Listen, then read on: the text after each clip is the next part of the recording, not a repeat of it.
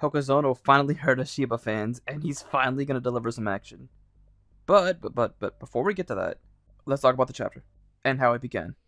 So, we continue with the Toe confronting Chihiro and Shiba. Shiba can tell that these sorcerers are on another level compared to those in Sojo's place. Kyoto also mentions that he's capable of fighting too, even if it's against an enchanted blade. So, I guess I was wrong about him. I thought he wasn't really a fighter, but he seems pretty confident in his abilities.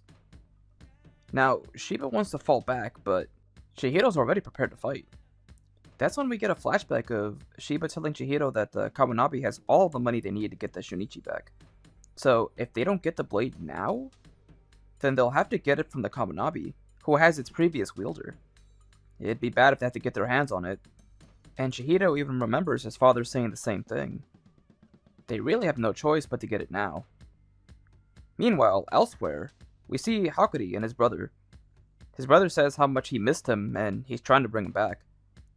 Then below, we see a panel of what I assume is a flashback of some harsh training Hakuri endured. After we just see him trying to leap off the building, that is pretty extreme, but he did say before that they would kill him if they found him. He even said this himself, and assumed it was because he ruined the merchandise. But his brother saves him, and he says that he's here to bring him back.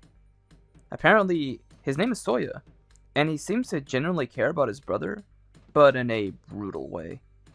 Soya brings up how it was a merchant lady that made him betray the family, but she's dead now, apparently? So he says that he can return. But Hakuri doesn't want to. Soya then starts to cry and freak out, but that's when Hinawa appears. No, she always has the worst timing when it comes to this. That's when Soya notices her and says that he thinks she's influencing him. So he says he's gotta kill her. I gotta say, this guy is a lunatic. I mean, I really like the trope of, carrying older brothers who look out for their younger siblings in, kind of harsh ways. But this guy's, he's something else. But despite that, I am liking him. Moving on, he punched Hakuri into the ground and prepares to kill Hinawa. But then out of nowhere, Shiba appears? And reading this, I was like, what the hell's going on? Is this a flashback? And it can't be. And then suddenly, Shiba punches Soya and they take the fight elsewhere. And this panel of them falling looks so damn clean. It feels great seeing Shiba in action. And the fact that we got a panel like this just makes me really thank Hokuzono because I just love the art here.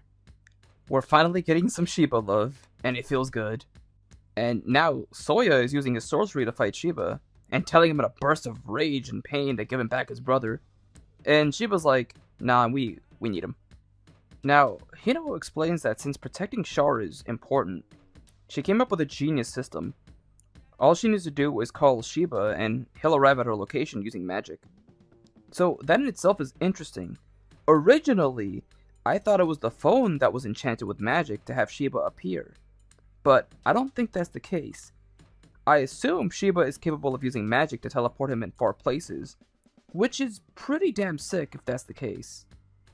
Now the chapter ends with both Shiba and Chihiro fighting the Toe. But in Chihiro's case, he's got to fight 3 of them, with Kyoto watching in the back. This is not going to be easy for him, but I am pretty hyped to see how he handles it. I gotta say though, I really like this chapter, especially because we're finally seeing Shiba in action. Like, his stocks are finally going up. And I'm also liking Soya as a character, as crazy as he is. I'm really interested to see how his character develops moving ahead. I feel like this chapter set up a lot of interesting scenarios, so it's exciting to see how Hokuzono handles it.